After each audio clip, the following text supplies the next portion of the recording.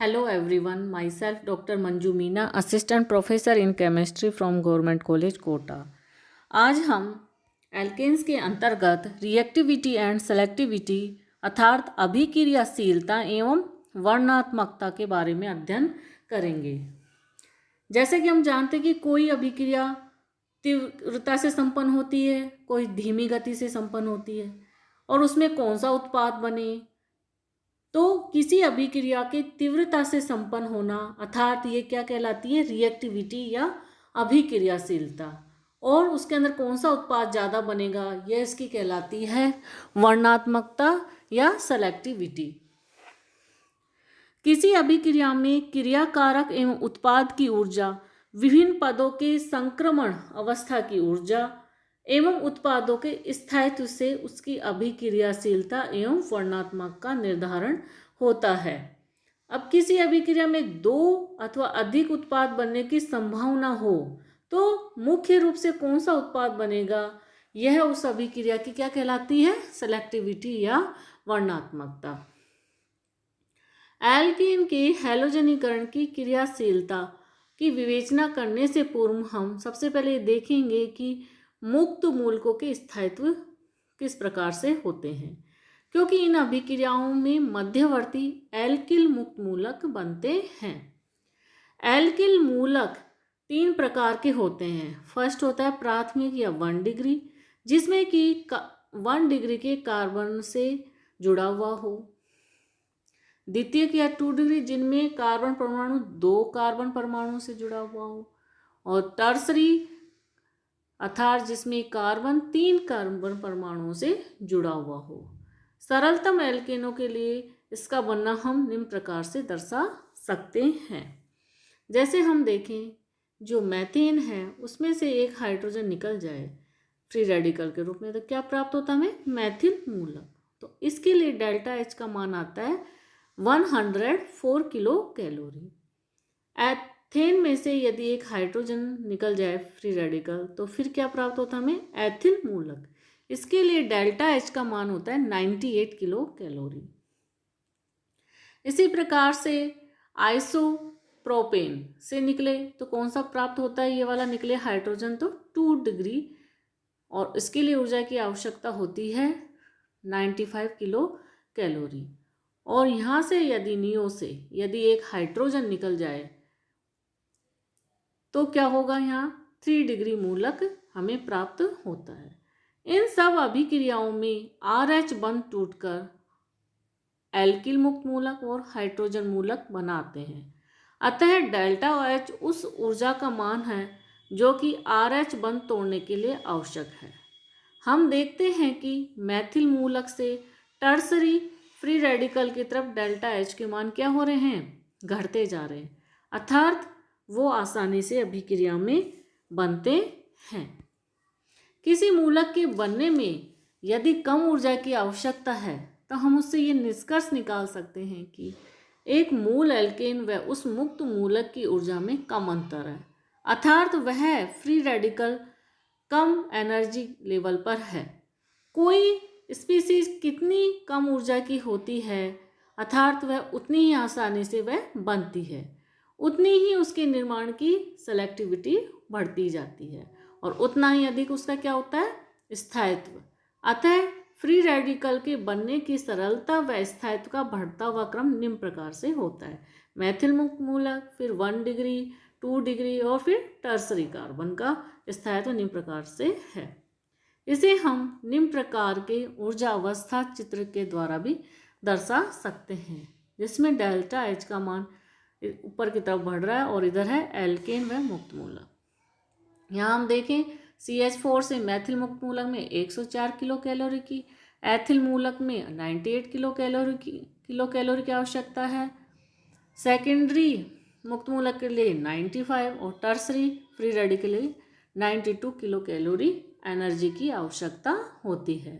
अतः इनका स्थायित्व टर्सरी की तरफ बढ़ता जा रहा है, क्योंकि इसके लिए ऊर्जा कितनी चाहिए, 92 चाहिए। हाइड्रोजन परमाणुओं का नामकरण उन कार्बन परमाणुओं पर आधारित होता है जिन पर वे जुड़े हुए हैं। अतः जो 1 डिग्री के कार्बन से जुड़े होंगे उन्हें प्राइमरी हाइड्रोजन कहेंगे, जो 2 डिग्री के हाइड्रोजन से जुड़े हों उसे सेकेंडरी हाइड्रोजन परमाणु, और जो 3 डिग्री कार्बन परमाणु से जुड़े हों उसे हम कहते हैं टर्सरी हाइड्रोजन परमाणु। अब हम एल्केनों के हैलोजनीकरण की अध्ययन करेंगे।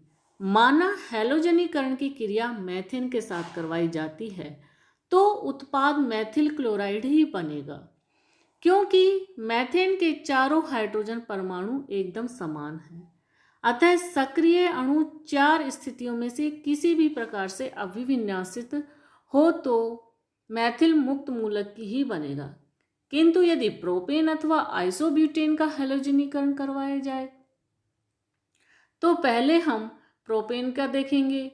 प्रोपेन के एक अणु में 6 प्राथमिक हाइड्रोजन परमाणु है और 2 सेकेंडरी। अतः क्लोरीन की प्रोपेन से क्रिया कराने पर निम्न उत्पाद प्राप्त होता है। इसमें 1 क्लोरोप्रोपेन तो 44% प्राप्त होता है, जबकि 2 क्लोरोप्रोपेन 56% प्राप्त होता है। तो इसकी क्रियाविधि किस प्रकार से होगी? जो प्रोपेन है Cl है से फ्री रेडिकल से क्रिया करेगा तो 1 डिग्री मुक्त मूलक बनेगा, और फिर वापस से इससे क्रिया करेगा तो 1 क्लोरोप्रोपेन प्राप्त होता है। यदि यहाँ से एक हाइड्रोजन परमाणु निकले तो यहाँ कौन सा बनेगा? 2 डिग्री मुक्त मूलक, और फिर यह Cl2 से क्रिया करके क्या बना लेता है? 2 क्लोरोप्रोपेन बना लेता है। तो यहाँ पर प्राथमिक व द्वितीयक हाइड्रोजन परमाणु का अनुपात क्या है? 6:2 अर्थात 3:1। अतः यही अनुपात उत्पाद 1 क्लोरोप्रोपेन व 2 क्लोरोप्रोपेन का होना चाहिए, जबकि वास्तव में दोनों उत्पाद लगभग बराबर बराबर भागों में प्राप्त होते हैं, अर्थात 1:1 या 3:3 में। इसका मतलब यह है कि सेकेंडरी फ्री रेडिकल अपनी निर्धारित संख्या से 3 गुने से भी अधिक बनते हैं। इसका कारण क्या है कि जो सेकेंडरी मुक्त मूलक है वो क्या होते हैं? स्थायी होते हैं, जिसके इस सक्रियण ऊर्जा का मान भी कम होता है। फलस्वरूप वो क्या होता है? आसानी से बन जाता है। इसी प्रकार से आइसोब्यूटेन के क्लोरीकरण की भी निम्न 2 संभावनाएं हैं, या तो प्राइमरी से निकले या सेकेंडरी टर्सरी से निकले। जब प्राइमरी से निकलेगा तो यहाँ 1 डिग्री फ्री रेडिकल बनेगा और वह Cl2 से क्रिया करके आइसोब्यूटिल क्लोराइड में कन्वर्ट हो जाता है। जब ये टर्सरी से निकलेगा तो यहाँ टर्सरी फ्री रेडिकल बनेगा और Cl2 से क्रिया करके तृतीयक ब्यूटिल क्लोराइड बना लेगा, जो कि 36% बनता है। अब आइसोब्यूटेन में हम देखें कि यहाँ प्राइमरी कितने हाइड्रोजन है? 3 3 3 अर्थात 9 है, और जो टर्सरी हाइड्रोजन है वह केवल 1 है। अतः प्राथमिक मुक्त मूलक बनने व तृतीय मुक्त मूलक बनने की संभावना कितनी होनी चाहिए? 9:1, और इसी के अनुपात में आइसोब्यूटिल क्लोराइड व टर्सरी ब्यूटिल क्लोराइड बनने चाहिए, किंतु लगभग ये 2:1 के अनुपात में अर्थात 9:4.5 के अनुपात में बनते हैं। अर्थात टर्सरी हाइड्रोजन परमाणु के निकलने अर्थात टर्सरी मुक्त मूलक बनने की संभावना निर्धारित संख्या से 4.5 गुना अधिक है। यहाँ भी यह कारण है कि जो टर्सरी मुक्त मूलक होते हैं वो बहुत अधिक स्थायी होते हैं और उनकी सक्रियण ऊर्जा जो प्राइमरी मुक्त मूलक बनने की तुलना में काफ़ी कम होती है, अतः यह आसानी से बन जा सकते हैं। दूसरे शब्दों में हम कह सकते हैं कि एल्केन के हाइड्रोजन परमाणु की अभिक्रियाशीलता क्रम क्या होता है? टर्सरी हाइड्रोजन सबसे अधिक क्रियाशील, उससे कम सेकेंडरी और सबसे कम प्राइमरी। कमरे के ताप पर विभिन्न हाइड्रोजन परमाणुओं की सापेक्ष अभिक्रियाशीलता का क्रम सारणी में निम्न प्रकार से हम दर्शा सकते हैं।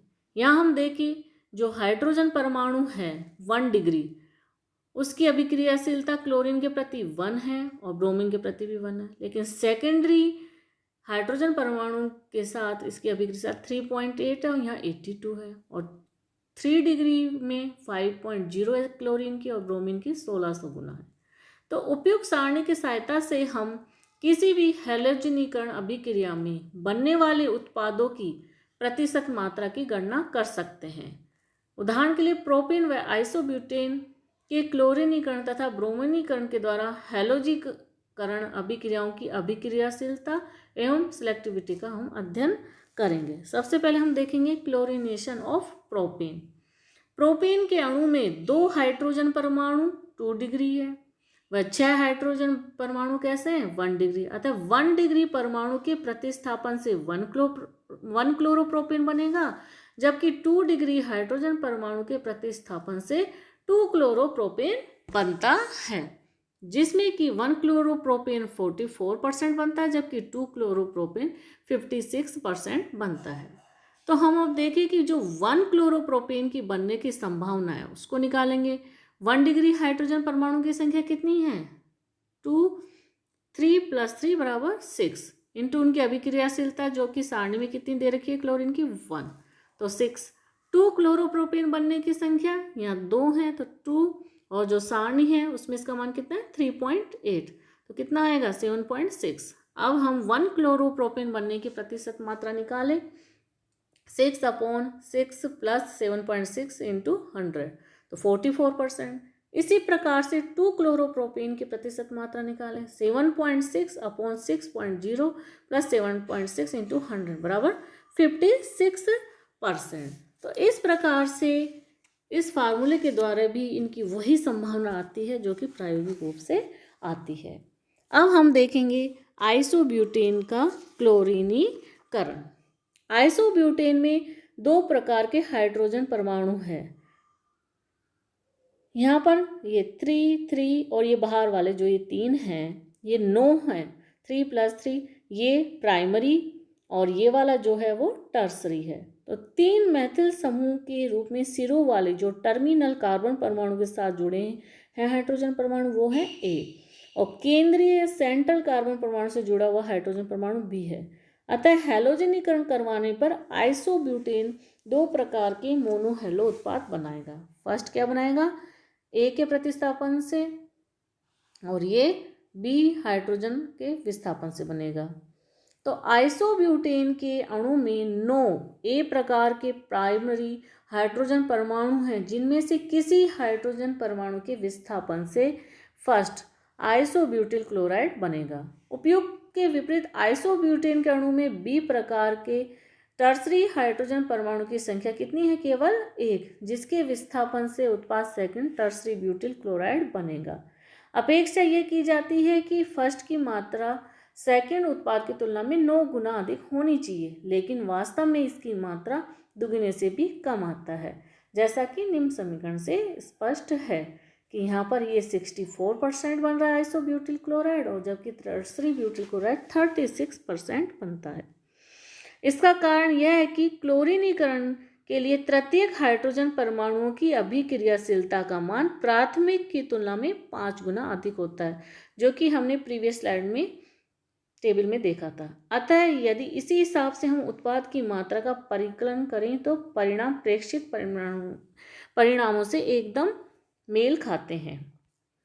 अतः आइसोब्यूटिल क्लोराइड बनने की संभावना 1 डिग्री हाइड्रोजन परमाणु की संख्या कितनी है 9, और उनकी अभिक्रियाशीलता कितनी है 1, तो आंसर क्या आएगा 9। तृतीयक ब्यूटिल क्लोराइड बनने की संभावना हाइड्रोजन परमाणु की संख्या कितनी है टर्सरी की 1, और इसकी अभिक्रियाशीलता कितनी है टर्सरी वाले की 5, तो 5।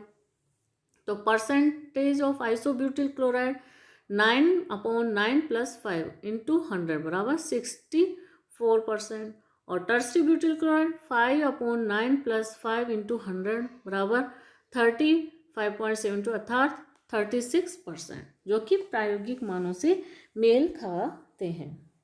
तृतीयक हाइड्रोजन परमाणु की क्रियाशीलता प्राथमिक हाइड्रोजन परमाणु से अधिक होने का कारण यह है कि जो टर्सरी हाइड्रोजन परमाणु के हटने से बने हुए मुक्त मूलक की ऊर्जा कम होती है, जिससे उसका स्थायित्व क्या हो जाता है बढ़ जाता है, और उसके बनने की संभावना भी अधिक हो जाती है, जैसा कि इस ऊर्जा अवस्था चित्र के द्वारा हम स्पष्ट कर रहे हैं। ये है आइसोब्यूटेन। इसकी क्लोरीन फ्री रेडिकल से क्रिया करवाते हैं तो ये 2 ट्रांजिशन स्टेट प्राप्त होती है, जिसमें कि TS1 जिसमें कि प्राइमरी हाइड्रोजन परमाणु आंशिक रूप से बन टूट रहा है और आंशिक रूप से बन रहा है, और ये यहाँ पर टर्सरी से बना रहा है क्लोरीन फ्री रेडिकल। उत्पाद में जब बनता है तो ये वाला बन जाता है टर्सरी और ये वाला प्राइमरी वाला। तो इस प्रकार से हम देखते हैं कि जो एक्टिवेशन एनर्जी का मान है प्राइमरी का ज़्यादा है जबकि टर्सरी का उससे काफ़ी कम है। इस कारण से इसका स्थायित्व भी ज़्यादा है और ये अभिक्रिया में जल्दी बनता है। अब हम देखेंगे प्रोपेन का ब्रोमीनीकरण, ब्रोमिनेशन ऑफ प्रोपेन। प्रोपेन की जब Br2 से अल्ट्रावायलेट किरणों की प्रेजेंस में 127 डिग्री सेंटीग्रेड पे अभिक्रिया करवाई जाती है तो 1 ब्रोमोप्रोपेन व 2 ब्रोमोप्रोपेन प्राप्त होता है, जिसका रेशो 1 ब्रोमोप्रोपेन बनता है 3% जबकि 2 ब्रोमोप्रोपेन बनता है 97%। 1 ब्रोमोप्रोपेन बनने की जो संभावना है उसको हम निकालें। 1 है 6, अभिक्रियाशीलता कितनी है ब्रोमीन के प्रति 1 तो 6। 2 ब्रोमोप्रोपेन बनने की संभावना है 2 है और उनकी कितनी थी अभिक्रियाशीलता सेकेंडरी की 82, तो कितना आंसर आएगा 164। इसलिए 1 ब्रोमोप्रोपेन की प्रतिशत मात्रा आएगी 6/6 प्लस 164 इंटू 100, तो आंसर क्या आएगा लगभग 3%। और 2 ब्रोमोप्रोपेन की प्रतिशत मात्रा निकालेंगे तो हम 164/6 प्लस 164 इंटू 100 बराबर 97%। तो इस प्रकार से प्रायोगिक व सैद्धांतिक मान इसके मेल खाते हैं। अब हम देखेंगे आइसोब्यूटेन का ब्रोमीनीकरण। ब्रोमीन की बंध ऊर्जा का मान 193 किलो जूल प्रति मोल, क्लोरीन की बंध ऊर्जा का मान 242 किलो जूल प्रति मोल से कम होता है। इसके उपरांत भी ब्रोमीनीकरण की अभिक्रिया उच्च ताप 127 डिग्री पर होती है जबकि क्लोरीनीकरण की कम ताप 25 डिग्री पर ही संपन्न होती है। इसका कारण क्या है कि आसानी से जो बने हुए ब्रोमीन मुक्त मूलक हैं वह एल्केन अणुओं के साथ जो अभिक्रिया होती है वो कौन सी होती है एंडोथर्मिक या ऊष्मा शोषी अभिक्रिया होती है। यहाँ हम देखें कितनी ऊर्जा चाहिए 412 kilo joule bromine free radical से और यहाँ पर HBr बनेगा और यहाँ कितनी ऊर्जा निकलेगी 366 किलो जूल, तो डेल्टा H का मान कितना आ रहा है 46 किलो जूल प्रति मोल। जबकि क्लोरीन मुक्त मूलकों की एल्केन अणु के साथ अभिक्रिया कैसी है एंड जो थर्मिक या ऊष्माक्षेपी, यहाँ कितनी एनर्जी चाहिए बॉन्ड ब्रेकिंग के लिए 412 किलो जूल और यहाँ HCl बनने के लिए 431 किलो जूल मुक्त होती है, तो यहाँ कितना मान आता है -19 किलो जूल प्रति मोल। तो ऊष्मा शोषी प्रक्रम होने के कारण आइसोब्यूटेन का ब्रोमीनीकरण 2 प्रकार से संभव होता है। फर्स्ट है अभिक्रिया उच्च ताप पर और मंद गति से संपन्न होती है। दूसरा है मंद गति होने के कारण ब्रोमीनीकरण की प्रक्रिया में जो बनी हुई ट्रांजिशन स्टेट है उसमें कौन से गुण आ जाते हैं फ्री रेडिकल के गुणों की मात्रा बढ़ जाती है, जबकि प्राइमरी मुक्त मूलक की तुलना में टर्सरी मूलक का स्थायित्व काफ़ी अधिक होता है। अतः ब्रोमीनीकरण के लिए 3 डिग्री हाइड्रोजन की क्रियाशीलता 1 डिग्री हाइड्रोजन की तुलना में 1600 गुना अधिक है और यही कारण है कि आइसोब्यूटेन के ब्रोमीनीकरण में मुख्य रूप से क्या बनता है टर्सरी ब्यूटिल ब्रोमाइड ही बनता है। यहाँ देखें हम आइसोब्यूटेन की ब्रोमीन से अल्ट्रावायलेट की प्रेजेंस में 127 डिग्री सेंटीग्रेड पे क्रिया कराने पर आइसोब्यूटिल ब्रोमाइड बनता है जो कि बहुत कम मात्रा में बनता है, जबकि टर्सरी ब्यूटिल ब्रोमाइड 99% से भी अधिक बनता है। इनके बनने की प्रतिशत मात्राओं को हम निम्न प्रकार से परिकलित कर सकते हैं। आइसोब्यूटिल ब्रोमाइड के बनने की संभावना 1 डिग्री हाइड्रोजन परमाणु की संख्या है यहाँ पर 9 और उनकी क्रियाशीलता कितनी होती है 1, तो 9 × 1 बराबर 9। टर्सरी ब्यूटिल ब्रोमाइड बनने की संभावना है 3 डिग्री हाइड्रोजन परमाणु की संख्या कितनी है 1 और इसकी अभिक्रियाशीलता कितनी होती है 1600, तो क्या आ जाएगा 1 × 1600 बराबर 1600। तो आइसोब्यूटिल ब्रोमाइड की प्रतिशत मात्रा कितनी हो जाएगी 9/9 प्लस 1600 इंटू 100 बराबर 0.6% और टर्सरी ब्यूटिल ब्रोमाइड की प्रतिशत मात्रा निकालें तो 1600/9 प्लस 1600 इंटू 100 बराबर 99.4%। तो इस प्रकार से हम इसके जो परिकलित मान है और प्रायोगिक मान मेल खाते हैं। आइसोब्यूटेन की ब्रोमीनीकरण को हम निम्न ऊर्जा अवस्था चित्र द्वारा प्रदर्शित कर सकते हैं।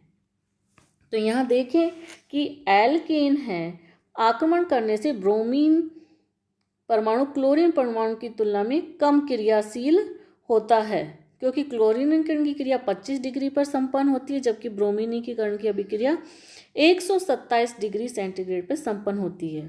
सेकंड है कि यह अधिक सिलेक्टिव होता है। क्यों? क्योंकि जो टर्सरी हाइड्रोजन परमाणु का जो क्लोरीनीकरण करवाते हैं वो प्राइमरी की तुलना में 5 गुना, जबकि ब्रोमीनीकरण कितना होता है? 1600 गुना अधिक होता है। चूँकि ब्रोमीन कम क्रियाशील है इसलिए अधिक वर्णशील या सिलेक्टिव भी होता है। क्यों? क्योंकि ब्रोमीन की कम क्रियाशीलता के कारण जो संक्रमण अवस्था है वो काफ़ी देरी से आती है और तब तक एल्किल समूह में पर्याप्त फ्री रेडिकल के गुण उसमें आ जाते हैं। अतः उसी प्रकार की संक्रमण अवस्था बनेगी जिसमें स्थायी मूलक बनने की संभावना हो। इसके विपरीत जो क्लोरीन परमाणु है उसकी क्रियाशीलता के कारण संक्रमण अवस्था बड़ी जल्दी आ जाती है, इसलिए एल्किल समूह में पर्याप्त फ्री रेडिकल के गुण नहीं आ पाते और उपयुक्त दिशा में अभिविन्यास होकर स्थायी मूलक बनने वाली संक्रमण अवस्था में परिवर्तित होने का समय भी नहीं मिलता है। अतः ब्रोमीन की तुलना में क्लोरीन कम सिलेक्टिव होता है। तो यहाँ पर क्या है, ये बनेगा टर्सरी वाला और ये वाला प्राइमरी से क्रिया करके, और इस प्रकार से ये एंडोथर्मिक रिएक्शन है। अब हम देखें जो आर कम क्रियाशील है और अधिक क्या है, सिलेक्टिव ब्रोमीनीकरण अभिक्रिया। तो संक्रमण अवस्था क्या आती है? धीरे धीरे आती है। इस कारण से इसमें क्या बढ़ रहा है? एल्किल समूह में अधिक फ्री रेडिकल गुण बन जाते हैं और फिर ये एल्किल फ्री रेडिकल और HBr में कन्वर्ट होता है। जबकि क्लोरीनीकरण करें तो ये अधिक क्रियाशील होता है और कम सिलेक्टिव होता है, इसलिए संक्रमण अवस्था शीघ्रता से आ जाती है और एल्किल समूह में फ्री रेडिकल के गुण कम होते हैं और लास्ट में ये एल्किल मूलक और HCl में कन्वर्ट हो जाती है। तो इस आधार पे हम कह सकते हैं कि जो हैलोजनीकरण अभिक्रिया है उसमें ब्रोमीनीकरण अभिक्रिया अधिक सिलेक्टिव होती है, क्लोरीनीकरण अभिक्रिया कम सिलेक्टिव होती है। Thank you.